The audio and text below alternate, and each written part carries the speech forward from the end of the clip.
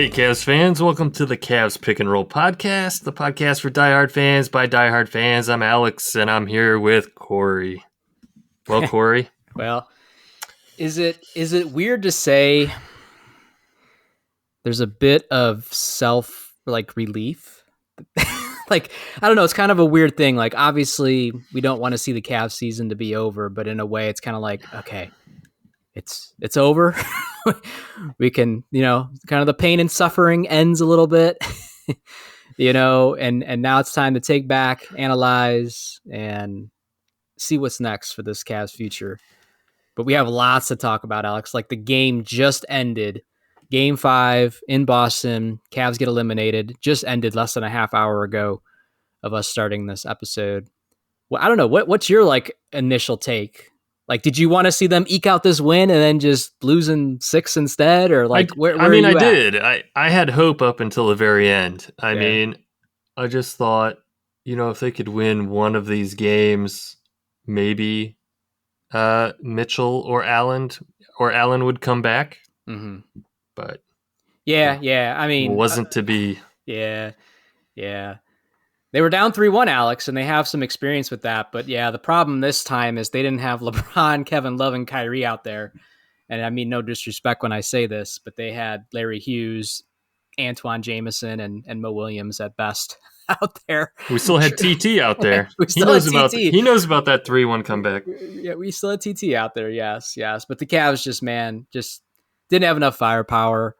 But man, what a hell of an effort, especially these last 2 games, and tonight especially, because man, this is the most depleted the Cavs were. No Jared Allen this whole entire series. You don't have Donovan Mitchell for the second game. Karis LeVert is out this game. Ty Jerome is still out. Like, Craig Porter's out. You haven't even had a backup point guard this whole playoff run. You're in Boston on the road in an elimination game with all those people out. And the Cavs were in this game until midway through the fourth quarter, which is amazing. Amazing. Yeah, it was amazing. We had some guys step up. They played real well. They played some great defense up until, like you said, midway through that fourth quarter. And then just all... Yeah, I mean, hey, Boston, they're an experienced team. They're a little bit deeper health-wise. Porzingis is out, but, they weren't missing as many bodies as we were. And when you have Al Horford locking down Darius Garland, I mean, what what do you expect? I mean, that's the game. Yeah. I mean, it's tough. Garland was kind of missing all series. I don't know what happened with Garland. He this entire playoffs, he disappeared. But, also there was, guys were just pushing him and being real aggressive for him, and he wasn't getting any foul calls hardly. Yeah, he's still. I mean, I see both sides of it. Like, yeah, sure. He wasn't effective, but at the same time, he wasn't effective because he was getting bully balled and not getting any calls go his way, and I'm sure that was extremely frustrating, and it was frustrating for all of us to watch. Absolutely. He's still a young star. Same with Evan Mobley. The Jason Tatums, the Jaylen Browns are going to get those calls in that scenario. And, that was a pretty hot topic here over the last couple of games too, was the disparity in free throws between the two teams. I don't know what tonight's was, but the prior game, in game 4 in Cleveland, it was like 24-7 in Boston's favor in Cleveland. Cavs shot 7 free throws that entire game, which is just crazy. And what's funny is in that game, that's where Garland did show up, because Garland dropped, I think, 30 and, had the best game, I would argue, out of this whole Cavs playoff run. And I mean, he's going to get beat up here. He's already getting beat up and probably will be for the near future here on social media and all that stuff. And man, you just got to take it and learn from it and hopefully be able to build from it. I mean, that's really the best you could really say. But I also get it from a Cavs fan's perspective. He's a super max player. He's making the most money in Cavaliers franchise history from a contract perspective. You're locked into him for quite a while here, contract-wise, and he scored 11 points in an elimination game. 11 points. That's not going to get it done. You needed another 25-plus point game from him tonight. Yeah. along with everybody else in the effort that they did to have a chance to potentially steal this game, basically. Yeah. And it didn't happen. He's making super max money. He showed flashes last season. We're in the playoffs. We're in the postseason. I expect superstar performance out of him. I expect 30 points a game. The playoffs are where 7, not superstars are 9, born. not 11. Exactly. This is where superstars are born. So, missed opportunity. And we talked about this prior. Like Mobley had a big game tonight, right? He drops 33 points. Again, it's against an aging Al Horford and Luke Cornett. He's not doing this against a top tier center in the league. And he certainly hasn't done this consistently. But I can already see the tails for both of them. Garland's getting ripped to shreds. Mobley's getting a lot of praise, rightfully so, for this effort. And he had a good game 4 as well. But even Mobley's been up and down as well. So both of our young stars quite didn't take those leaps that we thought they were going to take during the regular season. And they had their moments in this playoff run. And hopefully, like I said, they learn from it and they have to learn how to be more consistent in these playoff runs, because you can't afford to have an 11-point game when we need you the most, basically. Like you need those players to be scoring consistently at whatever that number is. And for me, like Darius Garland and Donovan Mitchell should be scoring 25 points plus each in these playoff games. If you think about the Kyrie and LeBron days, man, that was a deadly 1-2 punch. I don't have the numbers in front of me, but I'm willing to bet that Donovan and Garland, in the year and a half, almost 2 years they've been playing together now, have they even both scored 25 points or more in the same game together? More than double digit? Like, have they even done that 10 times in this 2-year run? I don't think so. I really don't. And if I looked at LeBron and Kyrie's, I bet you they've done it 50 times. You know what I mean? So right. There might be something to that. It's like, why can't we have this effort that the team gave you the last 2 games when you have your best player also out on the floor? And maybe there's something to that, Alex. I don't know. Maybe. Could be. I got to think about that. Yeah. It's just the wound is fresh. It is. I'm just sitting here thinking about everything that they could have done differently. Man, it's tough. It's tough loss, tough exit. I'm still thinking about parts of the game that kind of sting a little bit, I think. That 3-pointer by Horford with 1 minute left when the Cavs are already down by 14, 15. It was really, really pointless, but boy, did he celebrate the hell out of that 3-pointer. It's like, Al Horford get out of here, Al Horford. Shut up, Al Horford. Al Horford got the revenge he's been looking for damn near 10 years now, because when he was with the Hawks, we all know how that went. The Cavs owned the Hawks just like they owned the Toronto Raptors during those runs. And tonight, I mean, he scored 22 points, 15 rebounds, 5 assists, gave Garland all sorts of trouble. I mean, he had a throwback game.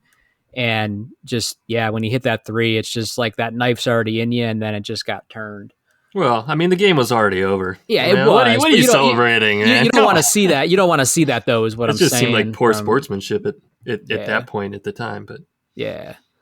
So how about let's throw some positives in here. We talked about Mobley, 33 points, played 43 minutes, grabbed 7 rebounds. Morris. Yeah, but Morris, damn. my God.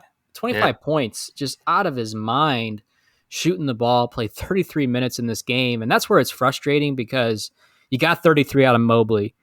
You got a random bench player to give you 25 points. And it's like, Garland, if you just scored 22, more than twice as many points as Garland. One of our bench players we got midway through the season. Who even knows if Marcus Morris will even be in the NBA next year? You know what I mean? Like, this could be it for him potentially, or we'll be talking about potentially that once upon a time when he played in a Cavs uniform in his last game, he drops 25 and outscores your super max player.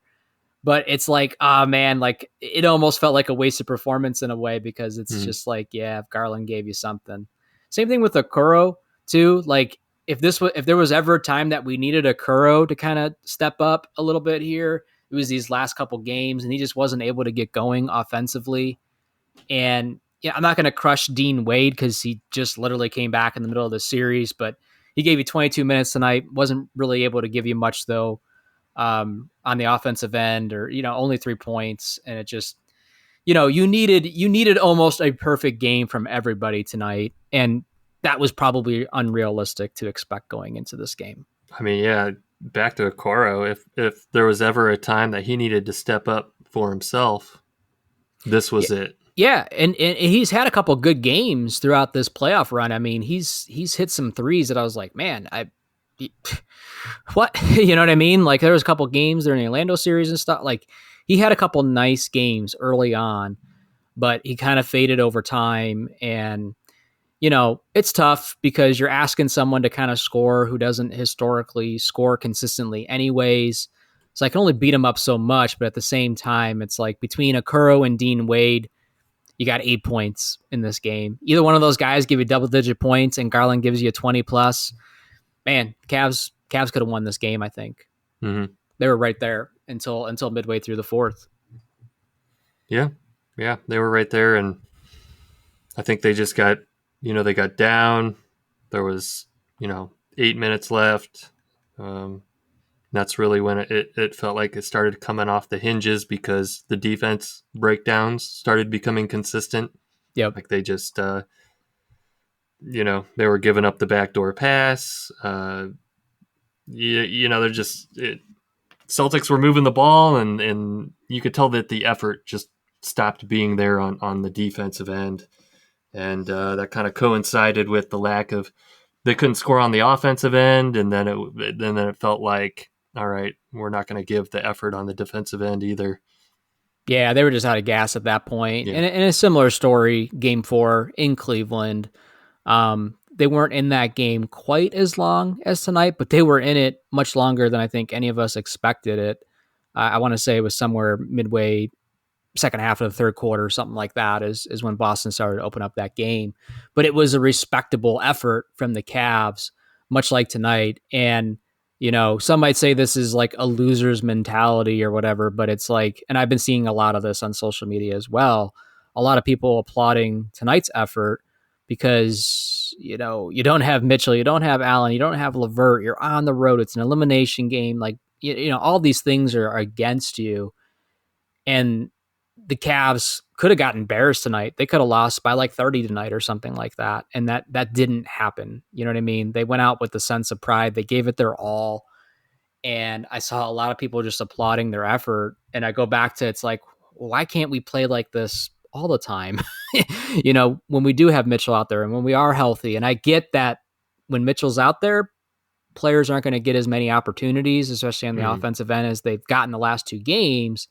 But it's like, moving forward, like, this is the type of stuff that needs to be thought about in the offseason. It's like you could see that there's other players that can score on this team or can do things that could be beneficial for you.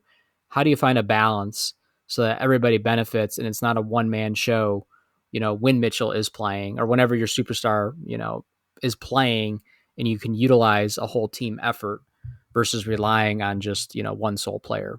Right.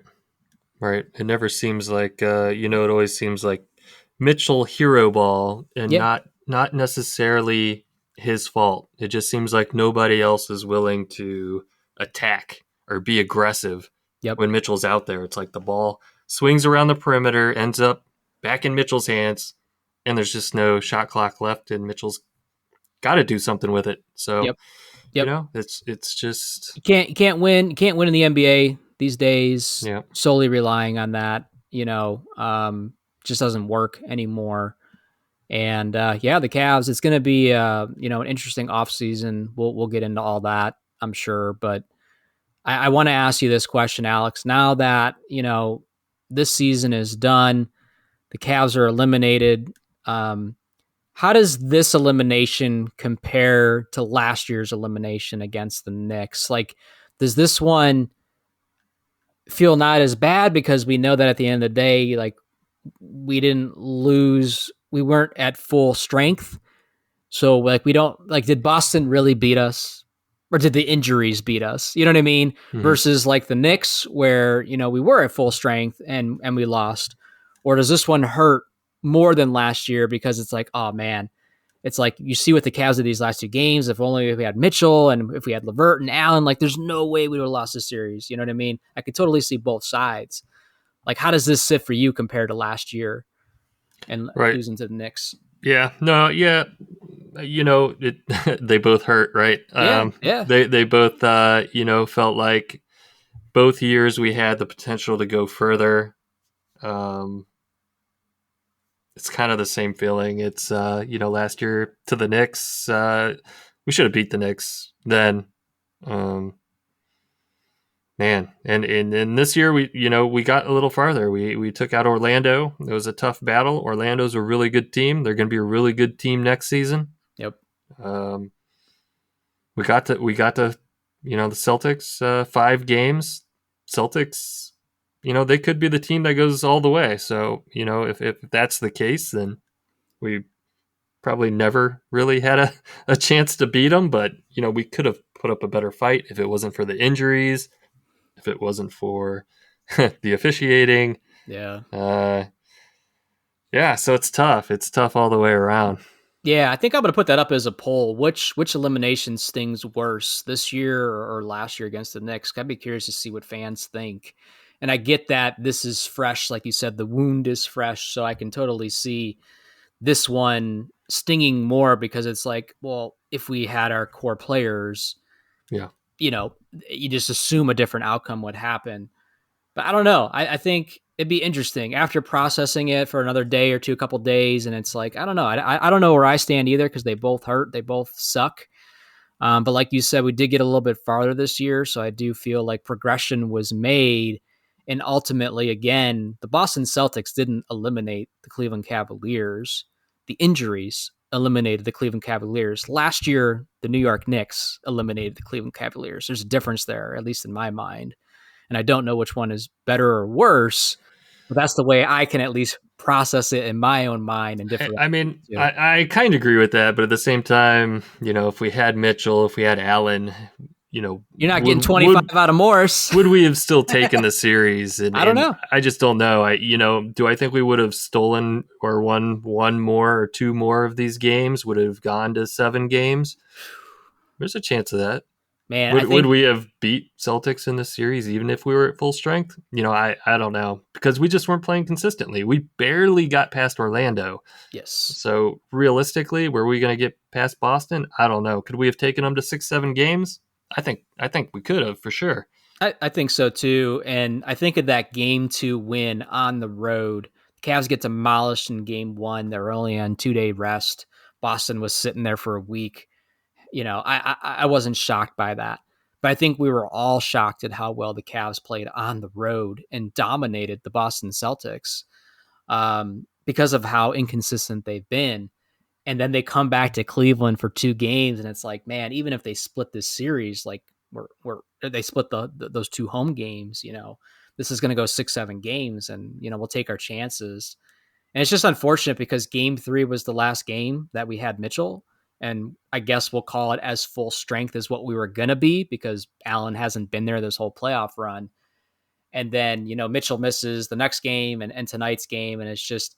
Yeah, it's going to be one of those things where when you look back at Cavs playoff history, you just be like, oh, man, even though they were playing inconsistent, it's like you still had Donovan Mitchell sitting there on the bench and Jarrett Allen sitting on the bench, not playing those games. Like it's going to be one of those what could have been.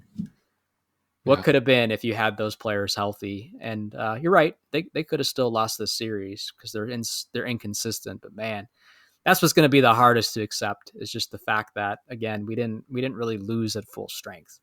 Right.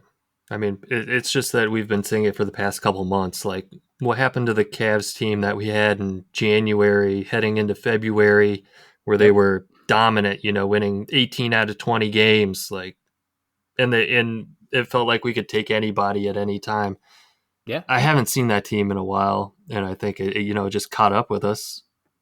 Yeah, it did. And we talked about this before the playoffs on one of the episodes before the playoffs start. I don't know if you said it or I said it, but we talked about how, man, playoff runs come down to luck too.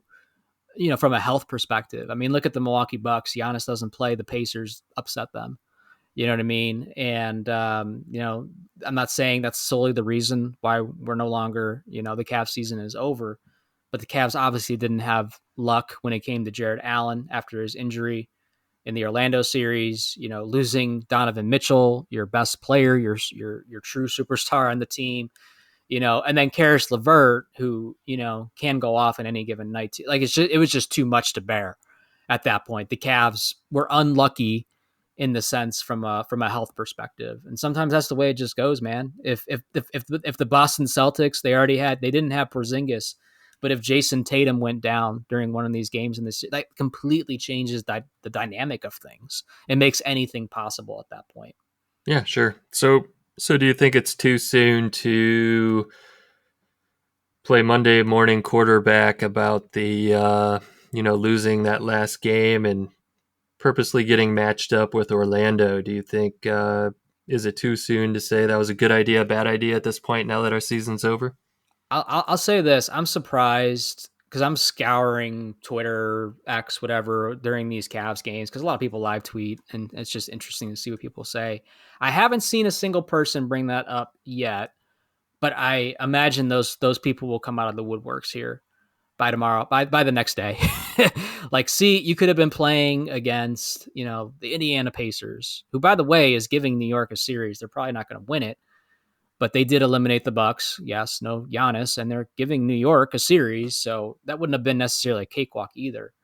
But at the same time, it's like, yeah, remember that time the Cavs lost on purpose, barely beat Orlando, then lost Jared Allen and Donovan Mitchell and got knocked out in the second. Like, or we could have been playing Indiana. Allen never goes down. Mitchell stays healthy because you blast through the Pacers in 4 or 5 games. Like, sure, hindsight is always, then one of those we things, end up in a rematch with New York, with New York or something like that. Exactly. So all that's going to be tough to kind of process and swallow here over the coming days because it's just, man, I don't know. It's just it's a very, not that any elimination is satisfying, but there's just so many question marks of how this could have played out differently. But like you said, Alex, I mean, if that team was playing how they did in January and all that, in February and stuff like that, now during this playoff run, we would be singing a different tune too.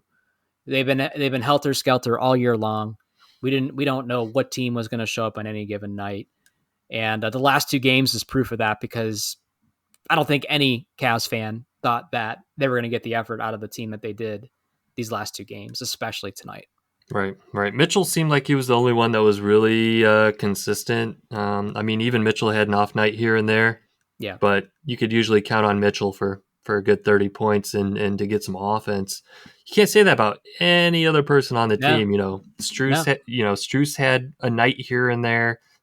And who else? Mobley had a night here and there. Right. Garland had 1 or 2 nights. The game before this one, I think he dropped 30, right? But that's the only night I can think of in this series. And that's a night where Mitchell wasn't there to also give you 30 on the other side. Right, and that's the problem. In today's NBA, you're not going to win with one player giving you 25, 30 points in a game.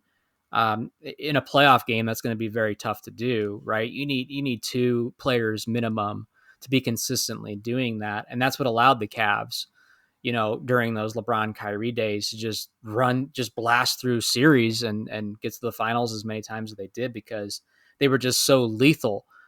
Beyond that, you still had Kevin Love who could shoot the ball. You have J.R. Smith who can get hot at any time. You know what I mean? So they just had a lot of offensive power, and this team, although it's there potentially, it's just not there consistently. Mm-hmm. Like, let me ask you this question. Like, Evan Mobley drops 33 tonight. Everybody goes crazy and says, that's your future.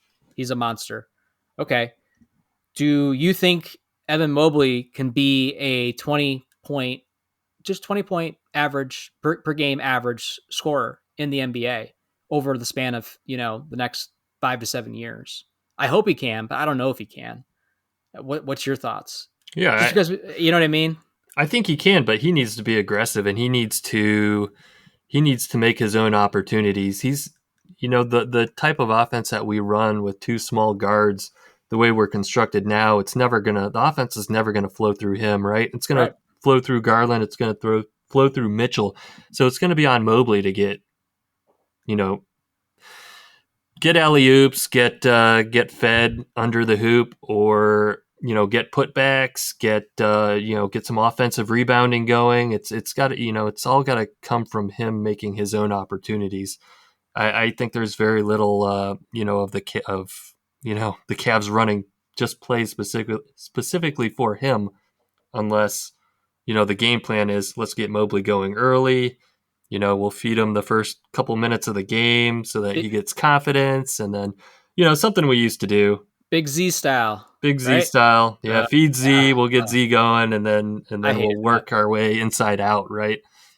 I hated that when they did That'll open up our 3-point shooters, that whole strategy.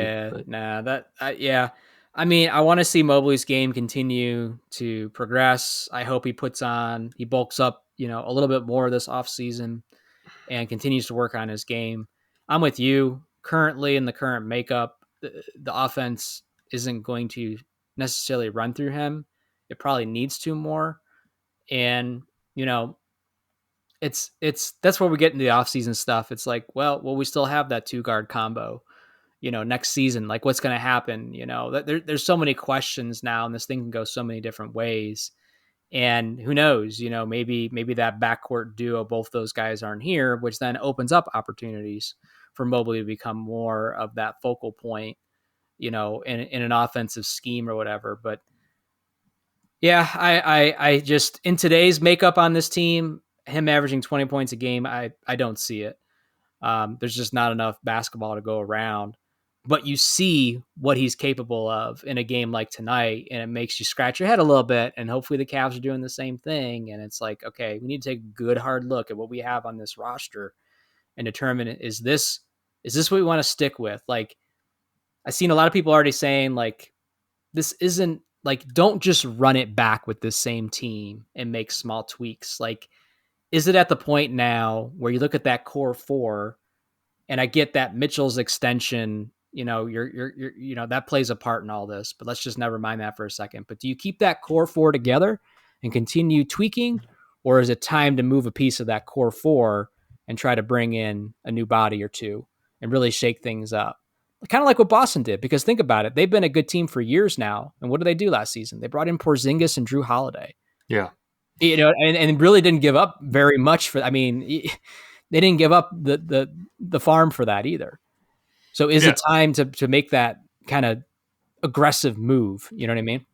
Yeah, and that's just what I was going to say. You see the good teams, we're talking about consistency. The good teams are consistent, and they got guys that will consistently give you a good performance. I mean, when you look at Boston, you got Tatum, Holiday, White, and Brown. And those 4 guys are all killers, and they can go off at any night. And they consistently, I mean, except for White, I think, had an off night tonight, but still, maybe 18. Any given night. But the Cavs need that. The Cavs need to have more than just Mitchell consistently going off. We need to have those guys that can back it up and play consistently each night, and we just don't have that. Strus is here some nights he's not. Niang never shows up. That was one of our big off-season acquisitions. Mobley sometimes shows up, sometimes doesn't. He just needs to be aggressive and get his own opportunities. And who else is there? Garland, Strus, Garland, LeVert. Yeah, I mean, LeVert will sometimes go off, but he's no Tatum, Holiday, Brown, White. I don't know. Yeah, I'm with you. That's the problem. Mitchell's the only consistent offensive threat. The only other consistent person I feel that's on the roster didn't play this whole series in Jared Allen. And why I say that is because Jared Allen is, nobody's expecting him to be a consistent, huge offensive threat. He is very capable of having some big nights, But what he does give you on a consistent basis is he's a double-double machine. He's going to get those garbage points. He's going to get those dunks. He's going to get those alley-oops. He's going to block some shots, and he's going to grab double-digit rebounds. He's going to give you, 14 and 12 on any given night. So he's consistent. But outside of that, not many other players are consistent on this team, and that's a problem. And again, something where the Cavs, front office has to take a good hard look at this roster and try to figure out, what pieces should remain and which ones, potentially need to be moved, especially if they want to be aggressive. Yeah. Yeah. I kept, looking at Mobley and just thinking when he does play aggressive and he goes to the hoop, he scores consistently. He just doesn't do it often enough. Like, yeah, he just does not assert his will or dominance. Anytime that he went, Horford couldn't stop him, Tatum couldn't stop him. When Mobley made up his mind that he was going to the hoop, whether it was a turnaround little jumper or he had that nice little hook that he was doing, or he just had so much more length and reach over those guys that they could not stop him from laying the ball up. No, exactly. And it didn't matter that he's a toothpick out there. The length and his quickness and his, just his ability to just beat you to the rim, basically, because of those things, made him very dangerous, in this series, because just Boston doesn't have that big that can keep up on that other end. So, he's a good young piece that I think will be here for quite a while. I don't think if the Cavs did do something with the core four, I certainly don't think it would be Mobley. No, I think it would. I think it would more be between Garland and Allen, only because Allen, is on a relatively good contract considering his production. So there could be teams out there that see value in that. Garland is on a huge contract, but there could be teams out there that think, okay, he would fit in our system. We can make him the focal. He's young enough still to where, there's teams that would be willing to potentially take a chance, but that's a huge contract. But those are the two out of the core four that I think, if the Cavs decide to make a drastic move, that would potentially be looked at. So let me ask you this, Alex. The season's over. Do you think the season was a success? It's a trick question. No. Yeah. Do I think it was a success? Yes, I think it was a success. We went farther than we did last season. That was the goal. We may have lost, but we may have lost against the best team in the NBA. We were hampered by injuries there towards the end, so that's disappointing. But overall, I think it was a success. I think there's things that we need to do in the off season, sure, to improve. Roster wise, possibly coaching wise. I think we'll get into that in the next episode. Yep. So I'm with you. It was a frustrating season because of the roller coaster ride. There was only that one time of the season when we won whatever it was, 17 out of 19 games or whatever, where it was like, we're living the good life. Anytime outside of that, it was up and down, right? So it was frustrating, but it was successful in the sense that, like you said, the Cavs did make the playoffs. They did go a bit further this year. And, that's progress, right? It's not progress that we all want to see every year. Fan base wants to see their team win the championship or get the first overall pick in the draft. Anything outside of that, unacceptable. Right.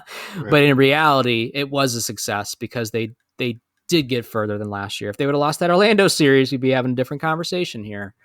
And things certainly aren't, we're still in this not great place. There's a lot of questions and a lot of things that need to be addressed. But it was a success because they did go further this year and the way that they went out. I guess the only other question I'll ask is, what do you think about LeBron coming to Game 4 in Cleveland? That was kind of weird. I heard he had 2 bottles of water, a bottle of wine, and a cup of coffee. and no snacks. Yeah. I don't know why. They couldn't give him a Bavarian pretzel or something with some cheese. Yeah, every time I heard about it, it was also what beverages he had with him. For some reason, I have no idea. Is that some He had a ton. sort of secret clue? He was trying to stay hydrated. Yeah, I get it. If the bottle is pointed out, that means I like what I'm. If the label's pointed in, that means I don't know.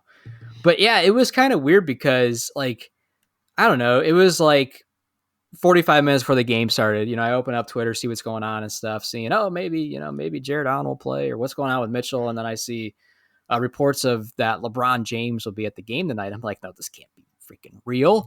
And then I start seeing videos of him walking into the arena, and then I see the video of him walking out, to the court, and Cavs fans just, losing their minds. And then you see the other video where the Cavs did a little bit of a tribute to him in the middle of a playoff game. Yeah. Like this is, again, when you look back on playoff history and everything that kind of just happened this year, like, wow, but they do a tribute video. LeBron acknowledges and, all that stuff. And the fans just go nuts. Standing ovation.